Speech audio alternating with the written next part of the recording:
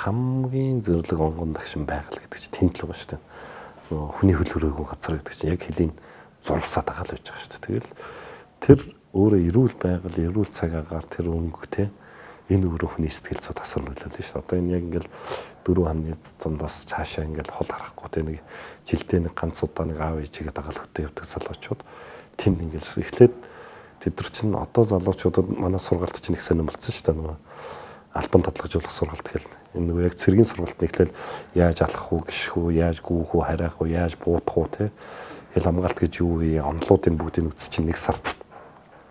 Ингээд дараа нь албан татлагжуулах сургалт гэдэг нь 10-14 хоногийн хугацаатай. Тэгээ энэ дээр нь бид нар юу заадаг вөхөр нөгөө яаж морь унах уу? Морь яаж имэйлх үгээс эхэлдэг байхгүй нөгөө имэйлийг нь бариад имэйл гэж энэ байна. Ганцаг дөрөө энэ байна гэх нөгөө нэг би нөгөө эцэгчүүд нь хэлээд байгаа тийм та нарын заахгүй юм тэнд бүгд зааж нөгөө ганцаг дөрөө за ингэж барина.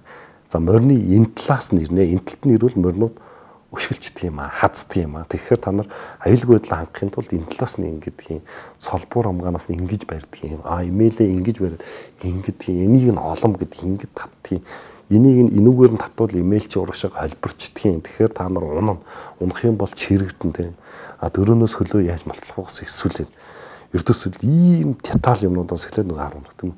Та нар одоо ингээд нар салхиар яаж нарнаар яаж баримж авах уу, төөрсөн бол яах уу тийм. Ингээд их цасан дунд та нар ингэж явж хагаад төөчлөө асар хүүтэндээ. Тэгэхээр та нар нөгөө яаж баримж байгаа тодорхой ойлгох уу, яаж нөгөө нэг өөрийг нь аврах бүлэг гэртэл яаж нөгөө амьд үлдэх үү тийм. Энэ цасан дотор яаж би дулаахан байж чадах уу, өөрийнх нь дулаан биеийн талаанаа яаж хадгалах уу, говь газар яаж ус гаргах уу тий. Гихчлэнгээр ингээд нөгөө бүх амьдрах ухааныг энд заадаг байхгүй. Ердөөс нөгөө хилчин тэнд ингээд бууга урал манандал явж штэ. Тэр хүнд юу тохиолж болно ш тэр чинь 40 км 50 км 60 км газар хил хамгаалалтаа өрг гүйцэтгэлж байгаа. Юус тохиолдох юм бэ? Гэтэл тэнд хэрэгцээтэй тэр амьдрах чадварыг бүгдийг занаал гэсэн. Одоо нөгөө одоо тий хортомоо хоргомоо нас ялгахаас нэгсүүлээд энэ тохиолдол яах вэ? Одоо нөгөө анхан шатны төрийн тусламжийн асуудал нь гिचлэнгээр одоо нөгөө хөлийн цэрэгтийн заадаг сургалт нь өөр их баян байдаг байхгүй. Яг л нөгөө цаа чи мөрнөөс заа дааш хөлөө угууллаа тэгвэл яаж чиг барих юм?